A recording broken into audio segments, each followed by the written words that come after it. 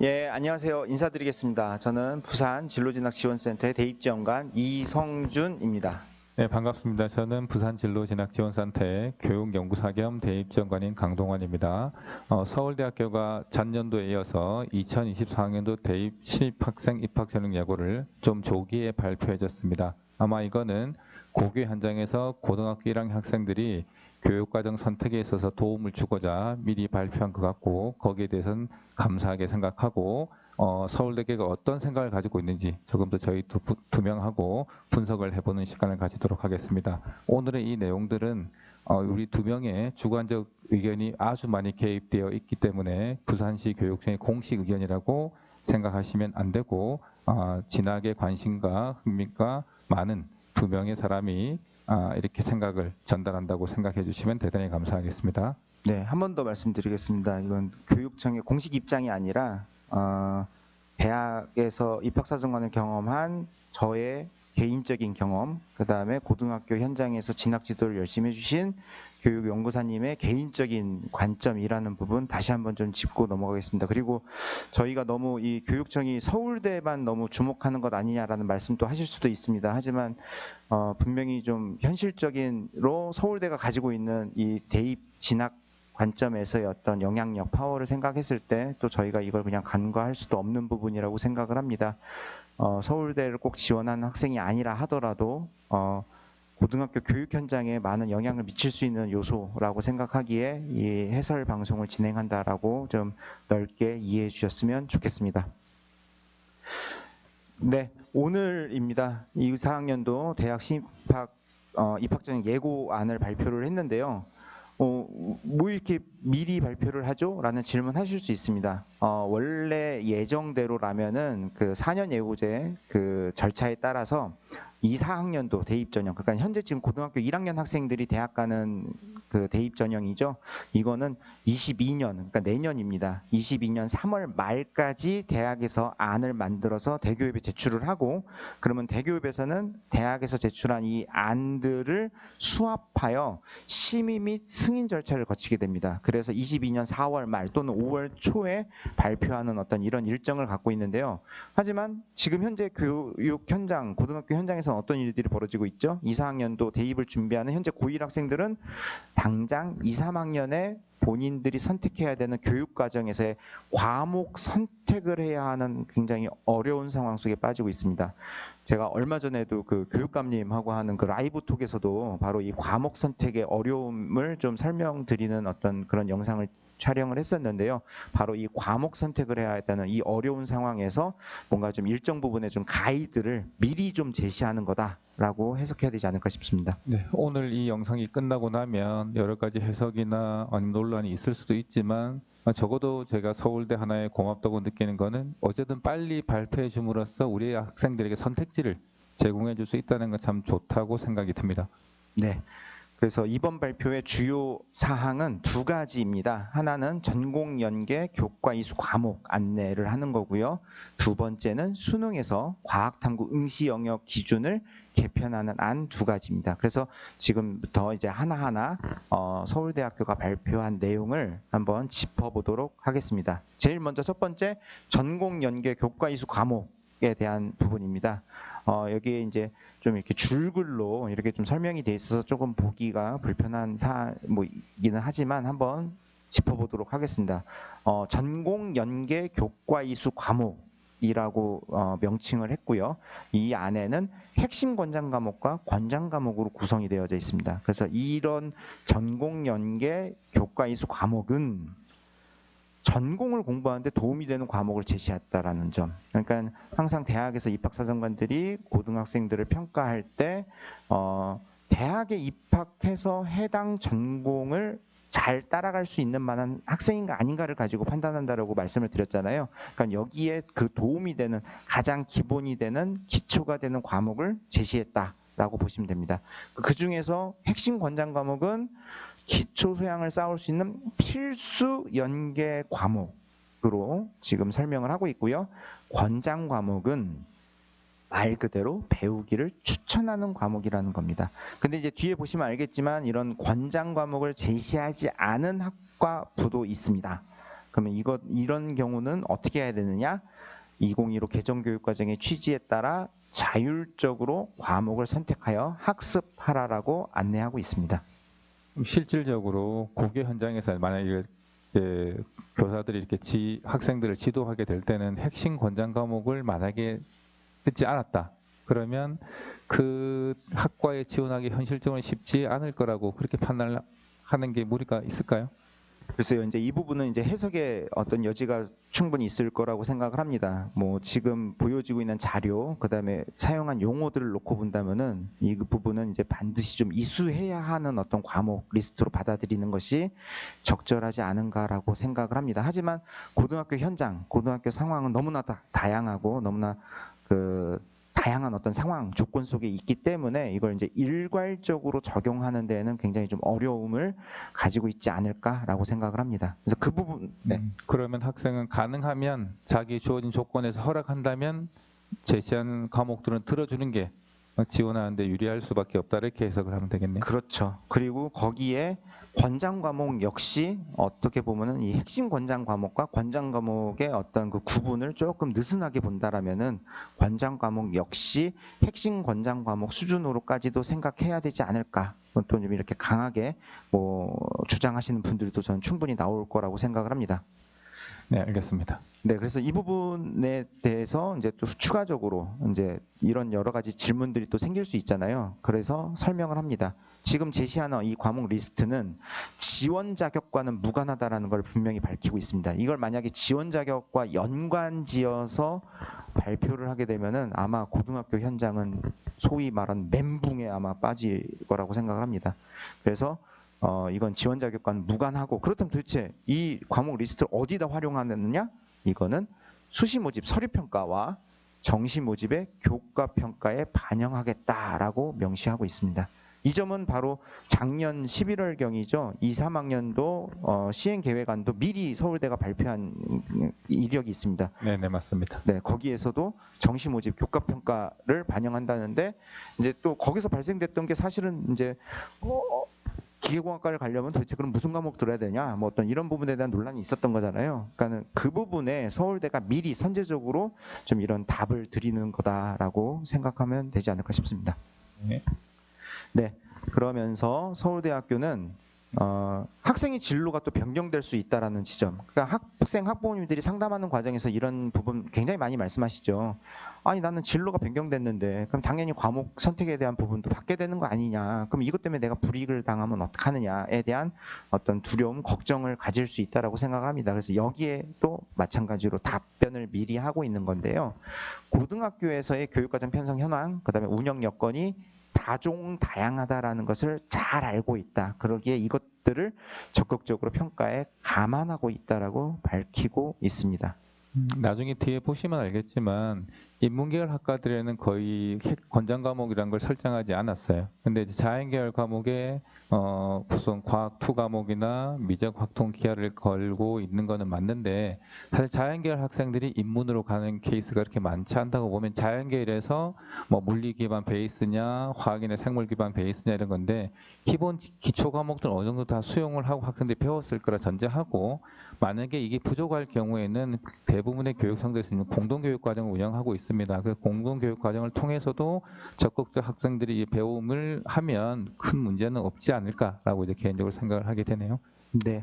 그리고 이 진로가 변경되는 부분이 뭐 단과대학 내부 안에서 바뀌는 정도의 수준이라면 사실은 그렇게 크게 걱정하실 부분은 없을 거라고 생각하고요. 지금 저희 연구사님 설명해 준 것처럼 또 어떤 그 공동교육 과정 같은 것들을 활용해서 충분히 어떤 좀 만회할 수 있는 어떤 그런 기회는 있을 거라고 생각을 합니다. 그러니까 만약에 이제 여기 지정한 이런 과목을 미수한 경우라도 충분히 어떤 정상적인 평가를 진행하겠다라는 거고요. 그럼 결국 여기에서는 어떤 내용을 감안하겠느냐? 선택 내용에 나타나는 적극성, 그다음에 학교 생활의 충실성을 평가에 반영하겠다라고 서울대는 밝히고 있습니다. 네, 그래서 구체적으로 전공 연계 교과 이수 과목을 어떻게 설정하고 있는지 한번 하나하나 또 살펴보도록 하겠습니다. 먼저 여기서 핵심 권장 과목과 권장 과목을 어떻게 규정하고 있는지 다시 한번 지적을 하고 있고요. 그리고 이런 권장 과목을 제시하지 않은 모집단, 지금 보시는 것 같은 인문대학 같은 경우 핵심 권장 과목과 권장 과목을 전혀 설정하지 않았습니다. 이렇다 하더라도 본인의 진로 적성에 따라서 적극적인 과목을 선택할 것을 이렇게 권장하고 있다로 이해하시면 될 것 같습니다. 이렇게 인문에 전혀 권장하지 않은 부분 어떻게 보시죠? 저는 아주 명쾌하다고 생각합니다. 그러니까 제가 기존에 뭐 여러 가지 자료집이나 책들 보면 뭐 국문과 가려면 어떤 과목 이수해야 되는데 이런 것 자체가 논의의 필요성이 없다고 생각하고요. 뭐 다른 과도 마찬가지고 어느 과목을 선택하는 게 이과에 얼마나 크게 도움이 될까는 저는 의문이 들고 그런 면에서 오히려 자연계열 이제 선택 과목이 제시되어 있지만 인문에 이렇게 없는 거는 서울대가 정말 최소한의 과목 규정을 해놨구나. 그래서 다양한 과목을 듣는 걸 권장하는구나라고 오히려 저는 인지를 하고 싶습니다. 그죠. 영문과 가고 싶은 학생이 이제 상담 와서 하는 얘기가 그러면 영미문학의 이해를 반드시 이수해야 되나요? 뭐 이제 이런 질문을 하는 경우입니다. 근데 사실 영미문학의 이해를 이수하냐 이수하지 않느냐가 그렇게 크게 중요한 어떤 포인트는 아니라는 거죠. 기본적인 국어, 영어, 사회 관련 과목들을 얼마나 충실하게 이수했느냐, 본인의 관심에 따라서 적절하게 도전하면서 뭐 살펴봤느냐 이런 부분을 보겠다. 그러기에 여기에 인문대학, 단과대학 수준에서는 핵심 권장 과목과 권장 과목을 어떤 과목도 설정하지 않았습니다. 네, 기존의 종래 이제 그 시중에 나와 있는 책들이나 진로 책들 보면 너무 이제 분절형으로 이 과목 이과 가려면 이 과목 이 과목 이수하라고 되어 있는데 그런 과목들이 어쩌면 다 필요 없다라고 제시하고 있는 거니까 저는 오히려 참 좋습니다. 네. 그리고 이제 요 부분을 저는 또 하나 그 서울대학교에서 제작한 고교생활 가이드북이라는 그 개정교육과정에 맞춰 그 대학의 그 선배들이 후배들에게 내가 대학 생활을 하다 보니 요런 과목이 요런 때 필요했다라고 이렇게 이야기해 주듯이 설명하는 어떤 그 자료가 있습니다. 그 부분과 같이 좀 연계해서 본다면은 지금 저희가 하는 말이 좀 더 잘 이해될 거라고 생각합니다. 이제 사회과학대학과 자연과학대학으로 넘어왔습니다. 그러다 보니 이제 여기서부터 이제 핵심 권장 과목과 권장 과목의 이제 과목 리스트들이 좀 등장을 하는데요. 먼저 사회과학대학의 모든 학부과가 과목을 설정하지 않았는데 유독 경제학부에서 권장 과목으로 미적과 확률과 통계를 설정했습니다. 저는 이제 이 경제학과 특성이 수학적 개념이 아주 강하게 들어간 학부이다 보니까 저게 들어갈 수밖에 없다는 것도 이해가 되고요. 저는 오히려 저 핵심 권장 과목에 넣지 않고 권장 과목에 넣었다는 게 조금나마 긍정적이라고 보고요. 확률과 통계는 사실 인문 학생들이 주로 선택하고 수능을 치기 위해서 어쩔 수 없이 선택을 할 수밖에 없을 건데 거기서 이제 미적분을 더 하라는 게 혹시나 이제 경제학부를 지망하는 학생이나 경제학부를 다니는 학생들이라면 미적분이 빠진 경제학 공부가 쉽지 않다는 거는 충분히 좀 이해할 수 있지 않을까. 그런 면에서 요 정도까지 정도면 이라는 저는 생각을 하게 되네요. 그렇죠. 그리고 1학년에서 2학년 넘어가는 과정에 인문 경제학부를 생각하는 학생들이 이건 저는 경영대학하고도 저는 좀 통한다고 생각을 하고요. 경영경제를 선택하려는 학생들이 이 고민 많이 할 거예요. 내가 미적을 해야 되나 말아야 되나. 본인이 생각하기에 상식적으로는 미적이 대학 가서 필요하니 공부를 하면 좀 좋겠다라고 생각은 하나 현실적으로 어느 벽에 부딪힐 수밖에 없느냐. 상대평가 9등급을 받아야 되는 어떤 상황에서 내가 저 어마무시한 공학 자연계열에서 수학 잘하는 애들과 경쟁해서 높은 등급을 받을 수 있을까에 대한 불안감으로 미적을 포기하는 경우들이 사실은 발생될 수 있다는 거죠. 그런데 서울대학교에서는 경제학부에 오려면은 그래도 한번 너희가 이 미적 같은 경우는 한번 좀 도전을 해보면 어떻겠느냐. 그리고 실제로 대학에서 경제학과 관련된 부분을 다룰 때 미적이 굉장히 자주 활용된다라는 것.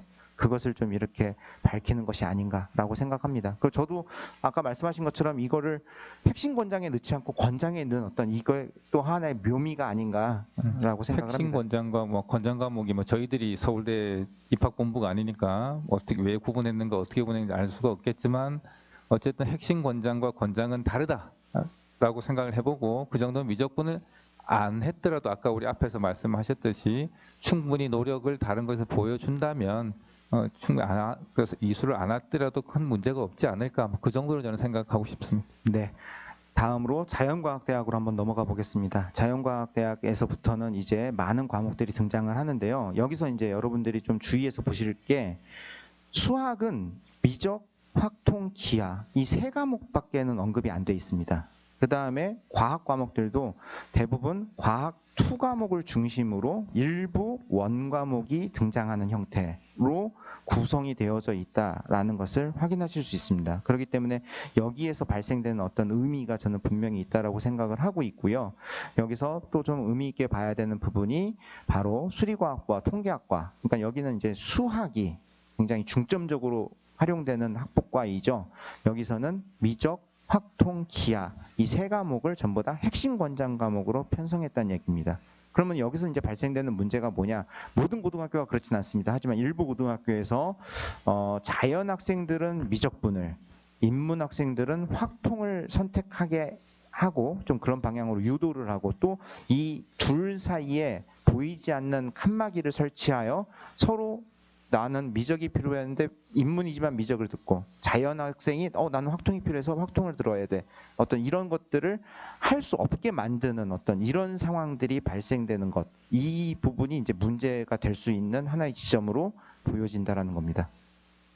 수리과학부와 통계과학부에서 확률과 통계를 하게 하는 건 사실상 저 입장에서 너무나 당연하지 않을까. 그렇죠. 이 학과들에서 아마 메이저 과목일 수밖에 없는 거고 아마 뒤에 나가면 수학교육과도 마찬가지일 수밖에 없지 않을까. 그래서 이런 부분은 서울대 어쩔 수 없는 선택이지 않을까. 뭐 이런 생각을 좀 해봅니다. 네. 그럼 이제 이 자료를 본 고등학교 선생님들이시라면은 우리 자연 학생들이 확통을 들을 수 있는 뭔가의 방법을 좀 만들어 봐야 되겠구나라는 고민을 하실 수밖에 없지 않을까. 네, 라고 현실적으로 고등학교에서는 이제 공동교육과정 운영을 할 때 그 학교에 개설된 과목은 공동교육과정을 할 수가 없어요. 그렇죠. 그럼 이제 미적, 확통, 기하를 만약에 해야 될 학생이 있다면 학교에서는 반드시 이 세 개를 개설해 줄 수밖에 없다는 뭐 이게 과목수나 학생부 이런 게 문제가 될 수는 있겠지만 학교에서 의지를 가지고 좀 개설해 주실 필요가 있지 않을까 뭐 그렇게 생각을 합니다. 예.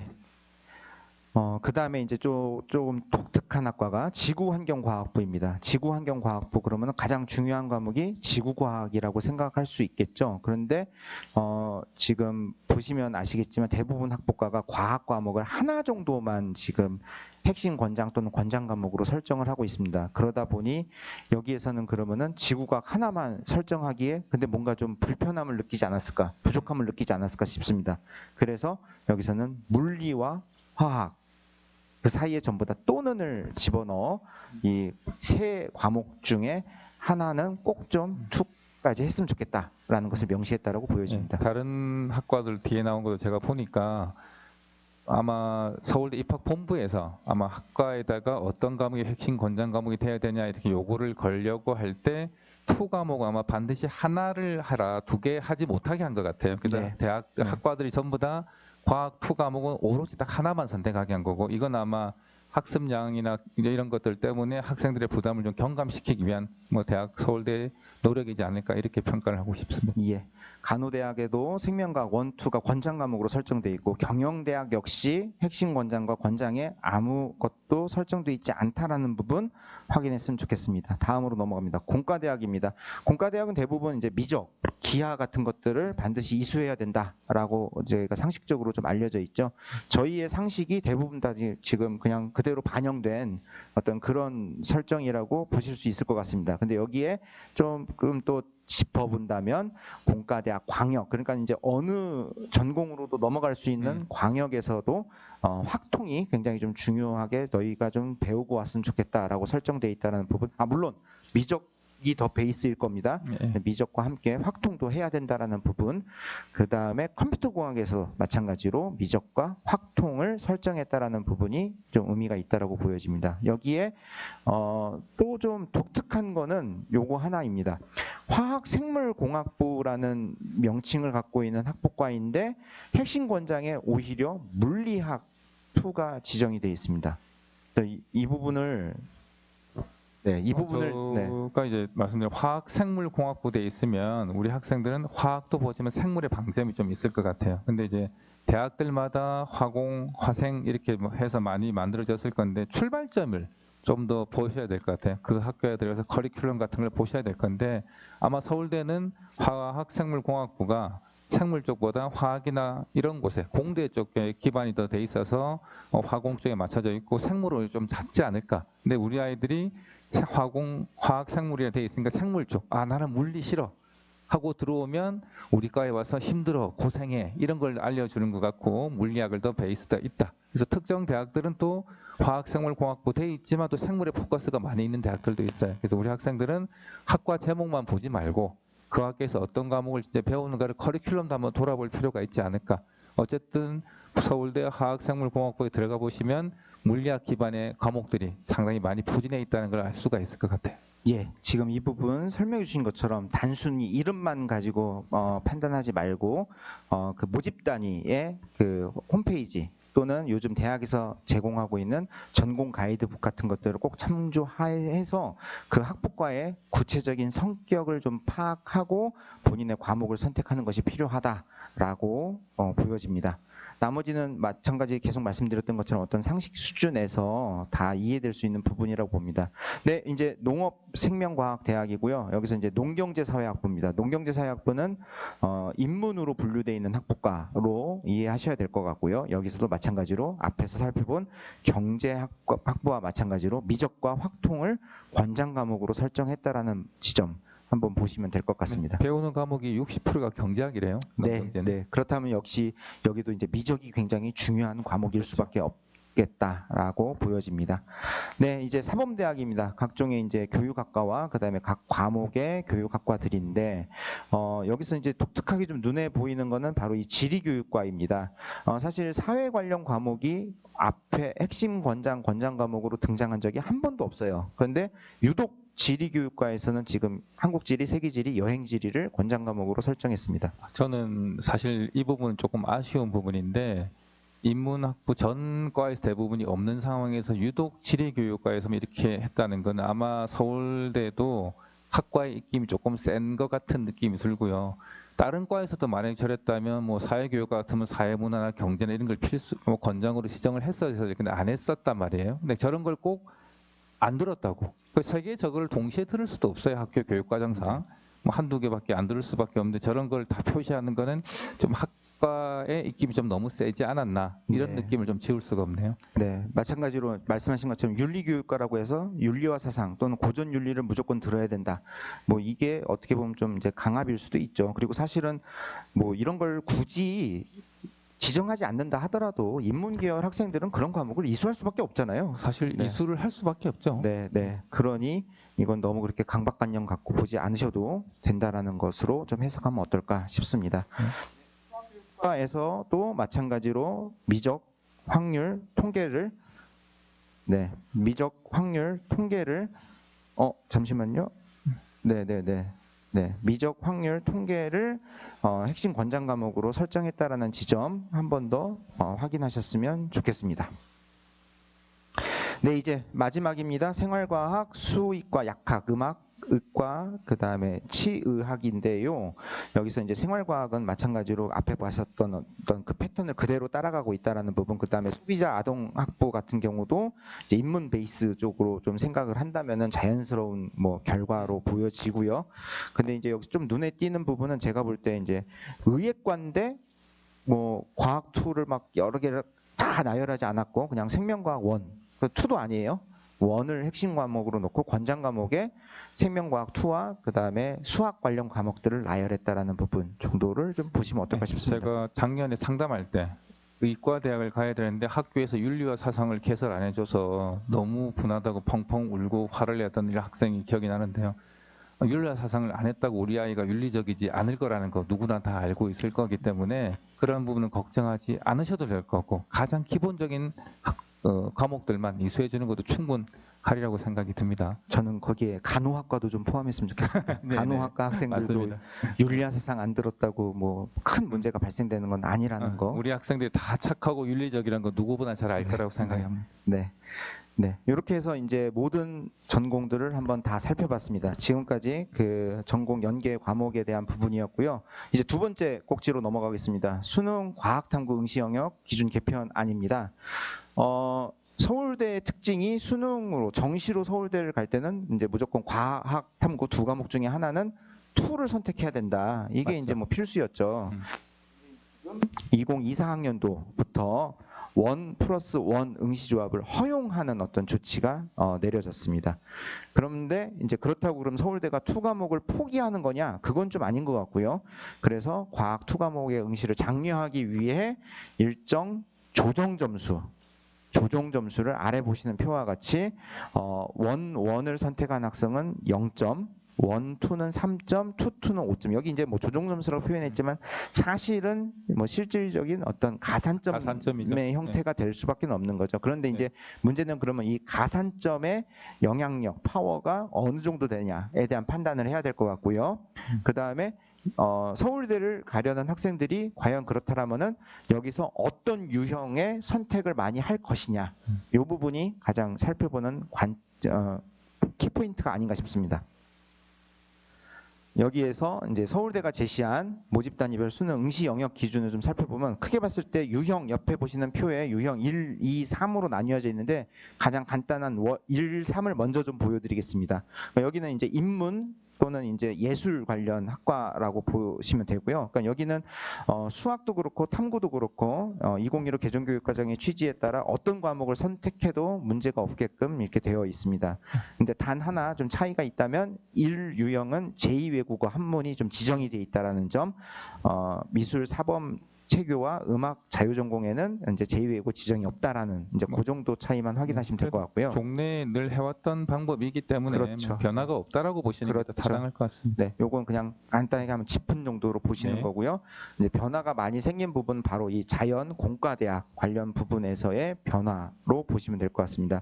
이제 무조건 2 과목 하나는 응시를 했어야 되는데 이제 2 과목을 응시하지 않아도 되는데 단 여기 또 하나의 조건이 좀 생긴 겁니다. 2-1과 2-2로 구분을 해서 2-1 학부과에서는 물리학 1, 물리학 2, 화학 1, 화학 2 이 4과목 중에 한 과목을 반드시 응시해야 하는 어떤 조건이 새로 생긴 겁니다. 그럼 이것 외에 나머지 학부과들은 어떠느냐? 앞에서 보여드린 것처럼 1, 1, 1, 2, 2, 2 이 세 조합 중 어떤 조합도 가능하다. 단 같은 과목에 2, 2만 안 되는 이것만 확인하면 된다로 보시면 될 것 같습니다. 이것의 의미를 어떻게 봐야 될까요?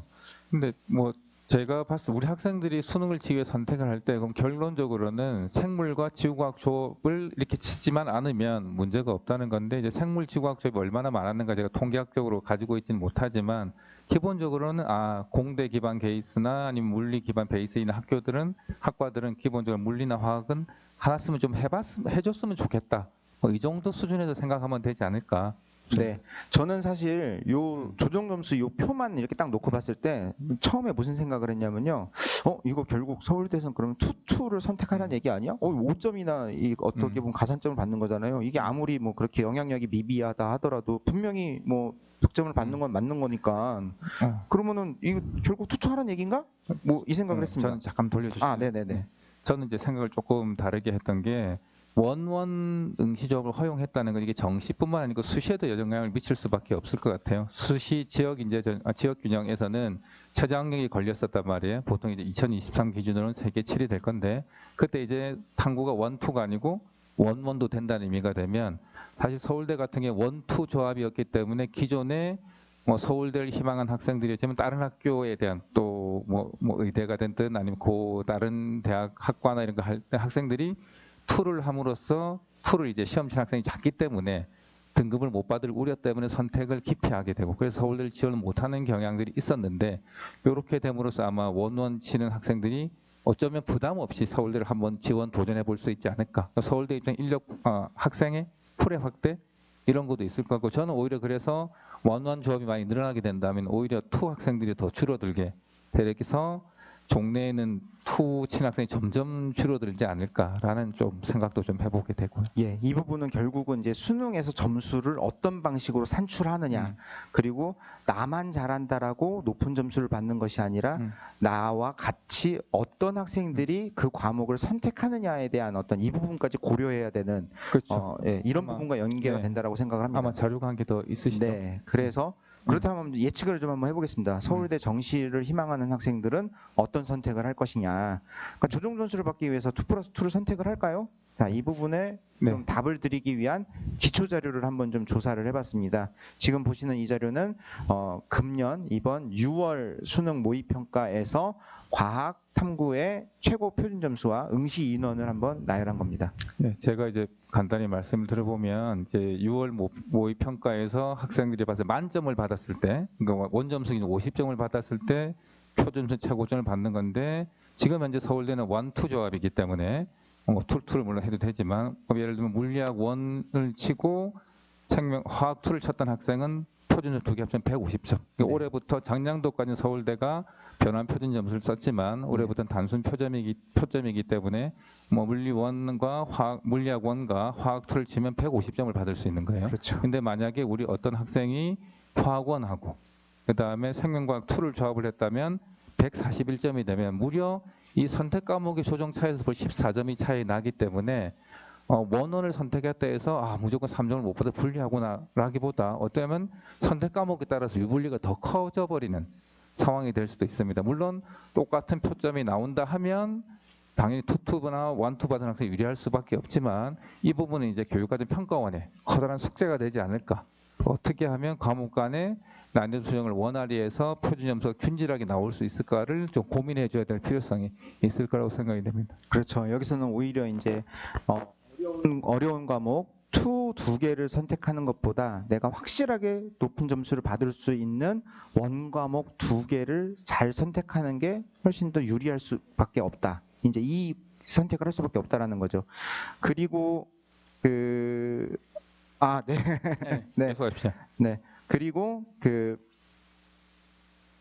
이 점수가 그 과탐 점수가 R 점수가 그대로 들어가기는 하지만 결국은 이제 0.8% 그렇죠. 그렇기 때문에 사실은 쳤던 뭐 14점이 그대로 뭐 적용되는 건 아니나 사실은 그래도 10점 이상의 어떤 점수에 영향이 있는 거기 때문에 거기서 이제 투투를 선택해서 무리하게 5점을 더 노리는 어떤 이런 선택은 안 하지 않을까라고 0.8%가 아니고 0.8배. 네, 0.8배. 네, 0.8배. 네.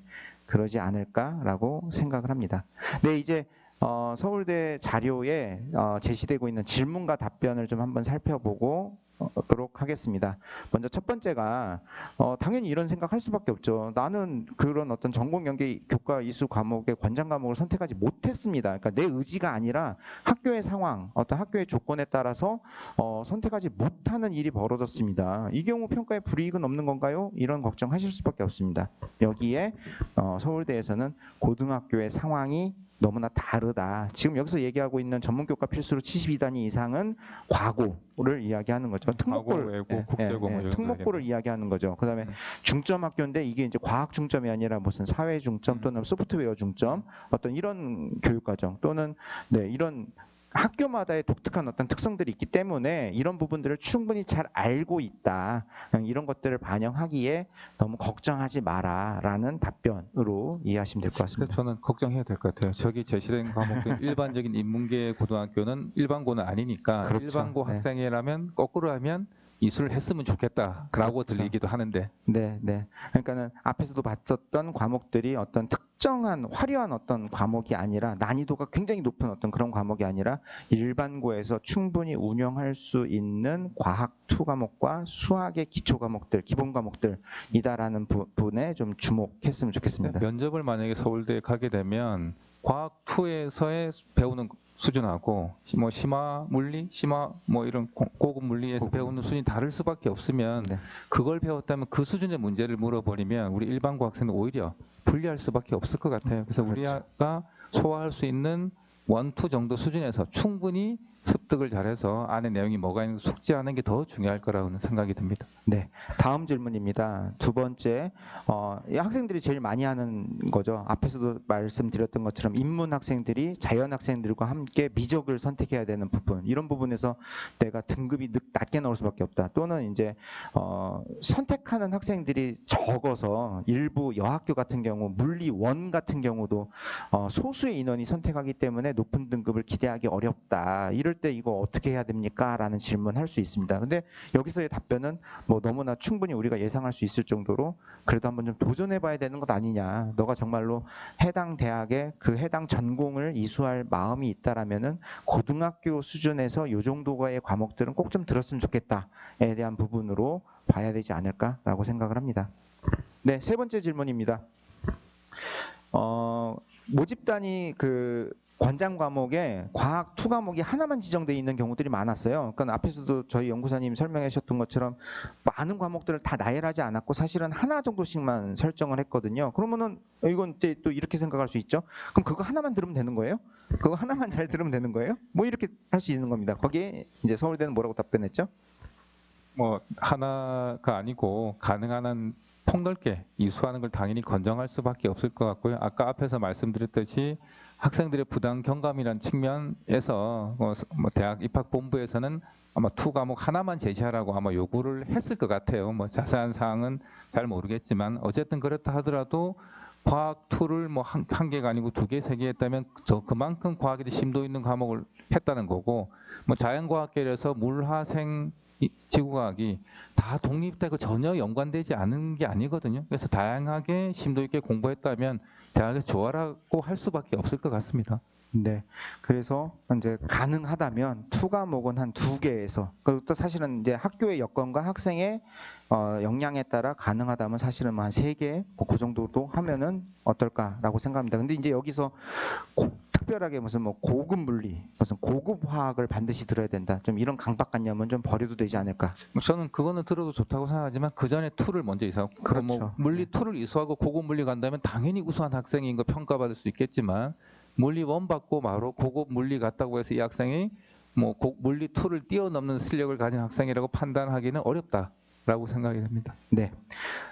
이제 마지막 질문입니다. 유형 2-1에서 이렇게 물리 1, 물리 2, 화학 1, 화학 2 이 4개 과목 중 한 과목 이상을 반드시 포함한 응시하라는 말은 그럼 결국 생명과학이나 지구과학을 응시하면 안 된다는 의미인가요? 그러니까 이 4과목이 지정이 되어 있으니까 4과목 중에서 이게 중요한 과목이구나. 그러니까 이 4과목 중에서 선택하라는 얘기인가? 뭐 이제 이렇게 해석할 수 있다는 겁니다. 근데 서울대는 분명히 얘기합니다. 아니라는 것을 이야기하는 거고요. 요 4개 중에 하나만 선택을 해도 충분하다라고 이야기합니다. 수능 응시를 하고 나면 수능 점수는 아주 늦게 가요. 대학에 수능 발표 나서. 그래서 우리 학생들이 무슨 과목을 쳤는지는 나중에 알게 돼요. 그래서 뭐 한 과목만 했는데 이제 물리 1과 화학, 화학 2를 이렇게 쳤으면 훨씬 더 좋은 평가를 받지 않을까? 아닙니다. 전혀 걱정하지 마시고 조건 유형 2-1에 있는 학과들을 선택할 때는 물리 1, 2, 화학 1, 2 중에 하나, 생명체육 중에서 하나 하셔도 아무 문제가 없습니다. 네, 마지막 질문이죠. 수능 응시 영역 기준 1유형 또는 2유형, 정확하게 하면 이제 네모 박스의 아라비아 숫자로 가야 되는데, 그렇죠. 네. 여기에 응시하는 학생 중 과학탐구 2 과목을 응시할 경우 조정 점수를 받을 수 있나요? 그러니까 이 표를 잘못 해석하고 뭐 이런 질문할 수 있죠. 그런데 답변은 받을 수 없다. 그러니까 요거는 자연, 공과 계열 또는 의학 계열 이쪽에 지원하는 학생만 받을 수 있다라는 것을 분명하게 지적하고 있는 겁니다. 네, 이제 마무리를 좀 한번 해보도록 하겠습니다. 그렇다면 이제 이번 이 개편안의 의미를 우리는 어떻게 해석해야 되나 한번 살펴보도록 하겠습니다. 먼저 첫 번째, 2023 학년도의 정시 교과 평가. 지금 이것 때문에 헌법 소원까지 제기하고 지금 그랬잖아요. 맞습니다. 일부 학생들이. 네. 그럼 이제 이것과의 연장선상에서 지금 이 2023의 정시 교과 평가의 어떤 확장판으로 해석해야 되지 않을까 싶습니다.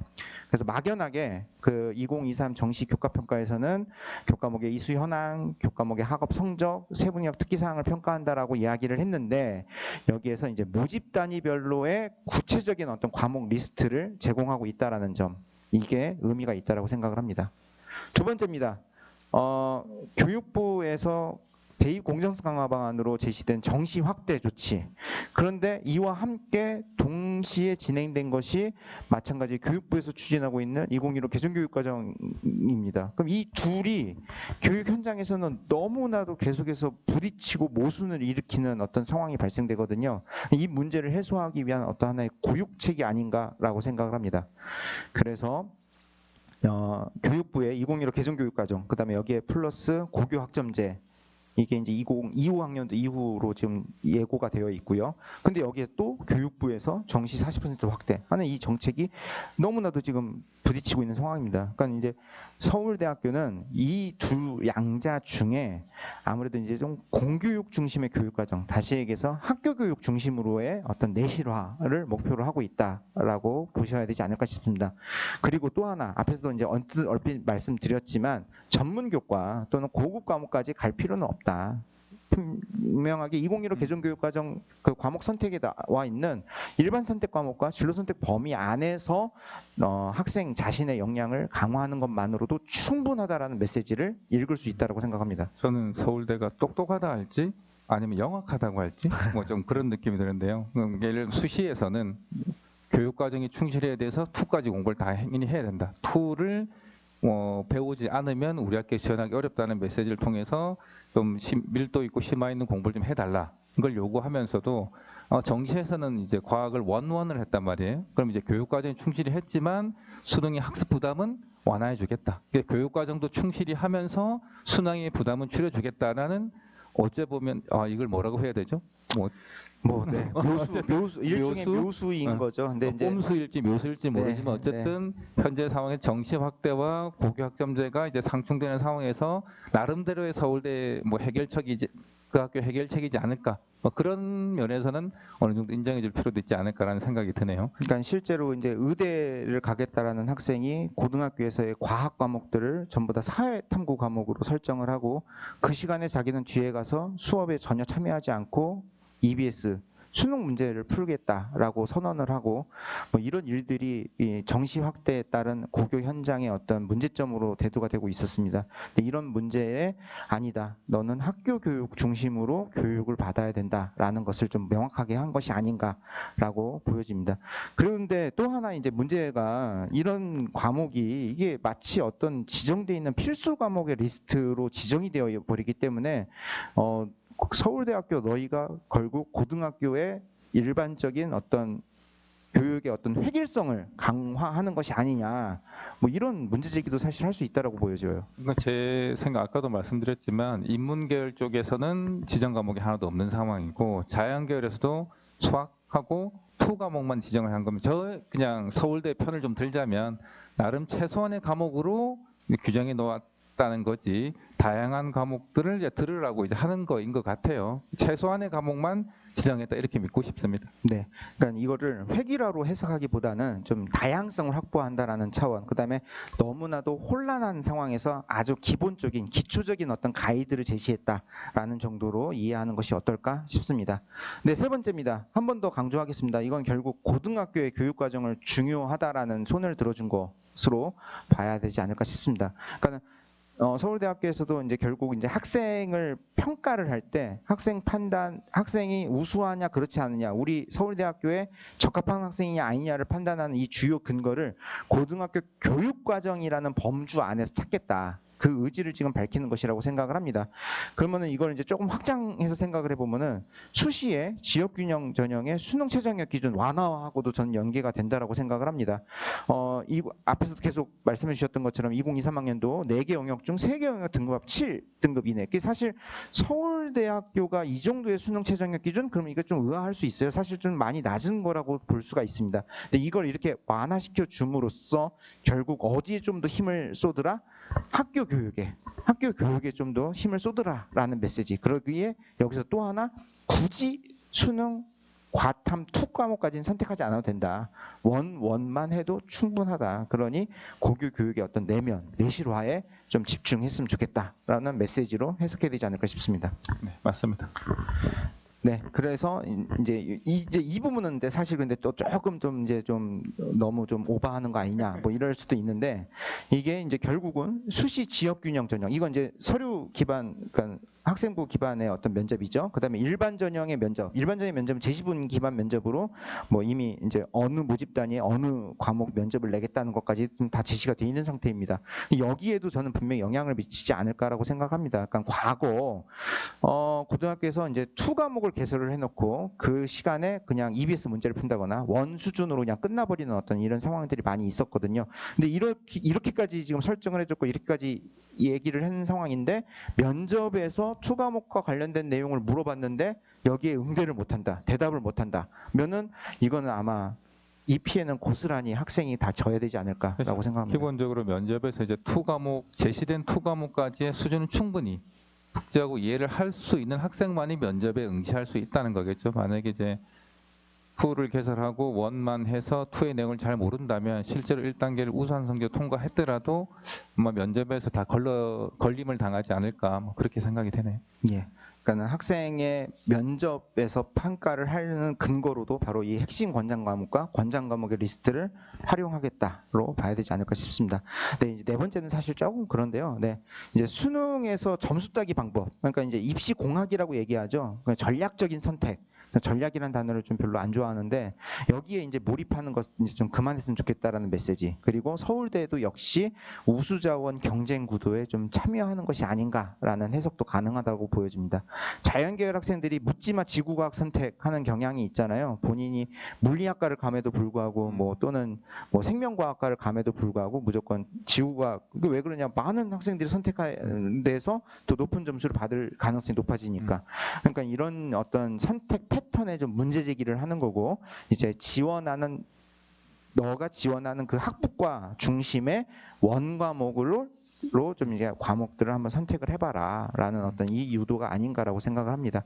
그리고 이제 수능 과탐에서 1+1을 허용하는 이 방안은 이제 의대 또는 이제 의치한 또는 이제 여기 약대까지 끼어들게 되는데요. 이제 이런 상황에서 서울대의 정시 지원풀을 좀 더 확장하려는, 그러니까 투에 대한 부담감을 좀 내려놓게 해주는 어떤 하나의 시도가 아닌가라고 보여집니다. 수시에서 뭐 수능 최저 기준을 완화시켜 주는 것보다 투를 안 해도 된다는 게 자연계 학생들한테는 서울대를 지원할 수 있는 아주 큰 메리트가 될 가능성이 매우 크다고 봐야 되겠죠. 그렇죠. 그리고 여기서 이제 1+1이 됐을 경우에 이제 다른 대학에 또 지원할 수 있는 그렇죠. 본인이 받는 점수에 따라 이런저런 선택을 할 수 있는 옵션이 더 많아지는 거니까.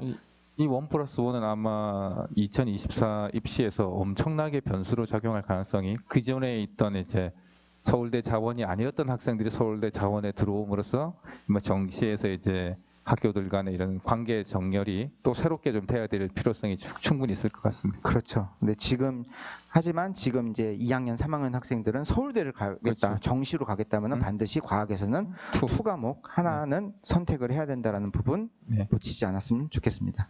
네, 이렇게 해서 서울대가 발표한 내용 이렇게 한번 더 마무리를 해보도록 하겠습니다. 어떻게 좀 도움이 되는지 모르겠습니다. 하지만 또 여기 발표된 내용에 또 너무 그렇게 막 주목해서 또 막 괜히 막 듣지 않아도 되는 뭐 이런 얘기 주목해가지고 뭐 이렇다더라 저렇다더라 그러니 이제 우리는 어떻게 대비해야 되느냐 너무 좀 흔들리지 않았으면 좋겠고요. 가장 기본에 충실하는 나의 기초 실력을 기르는 데 좀 집중하는 방향으로 고민을 했으면 좋겠습니다. 네, 저는 서울대 이 발표가 어쨌든 결론은 학교 교육 과정을 정상화시키는데 기여하고 싶다는 이런 생각으로 읽힙니다. 서울대의 그런 생각이 정상적으로 작동하게 되길 좀 바라고요. 어제도 오늘 이성준 대입장관과 제가 이제 드린 말씀은 저희들의 뇌피셜 주관적 의견이 충분히 많이 들어가 있다는 걸 생각하시고 서울대 의견이 전혀 아닙니다. 저희들의 개인적 진학을 오래한 경험에서 나오는 개인적 의견이었다 정도로 생각하시고 서울대를 준비할 때 이러이러한 부분은 감안을 해야 되지 않을까라는 정도로만 생각해 주시면 감사하겠습니다. 네. 인사드리겠습니다. 네, 감사합니다. 네, 감사합니다.